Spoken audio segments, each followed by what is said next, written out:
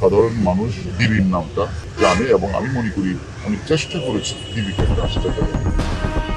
বৈষম্য বিরোধী ছাত্র আন্দোলনে গণরোষের মুখে পদত্যাগ করে দেশ থেকে পালিয়েছেন সাবেক প্রধানমন্ত্রী শেখ হাসিনা। এই ঘটনার পরপরই পালানোর চেষ্টা করেন পুলিশের অনেক ঊর্ধ্বতন কর্মকর্তা। এক্ষেত্রে সবচেয়ে আলোচিত ঢাকা মহানগর গোয়েন্দা পুলিশ ডিবির সাবেক প্রধান মোহাম্মদ হারুনুর রশিদ পালাতে গিয়ে ধরা পড়েছেন।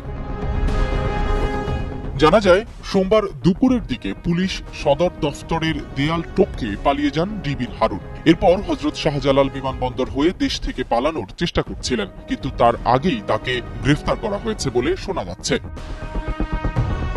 পুলিশ সদর দফতরের একটি সূত্র জানিয়েছে, প্রধানমন্ত্রী শেখ হাসিনার দেশ ত্যাগের খবর জানার পর শাহবাগে লোকজনের সংখ্যা বাড়তে থাকে।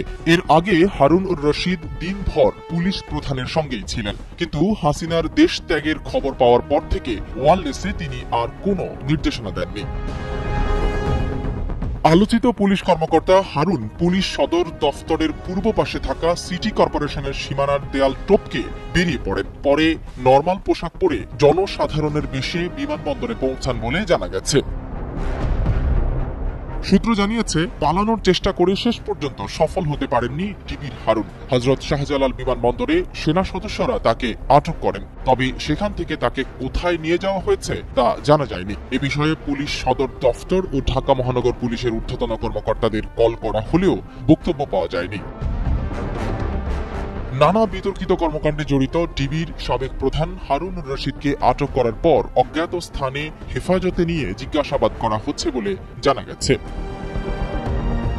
সূত্র জানায়, কার নির্দেশে অতিরিক্ত আইজিপি হারুন বৈষম্য বিরোধী ছাত্র আন্দোলনের 6 সমন্বয়ককে তুলে নিয়ে আটকে রেখেছিলেন, তাদের কাছ থেকে জোর করে বিবৃতি আদায় করেছিলেন, ছাত্র জনতার আন্দোলন দমনে নির্বিচারে ঘরে ঘরে ডিবি পুলিশ পাঠিয়ে মানুষ তুলে আনার কাজটি করেছেন, রাজনীতিক সহ জনগণের সঙ্গে বেপরোয়া আচরণ করেছেন, সেটি জানার চেষ্টা করা হচ্ছে।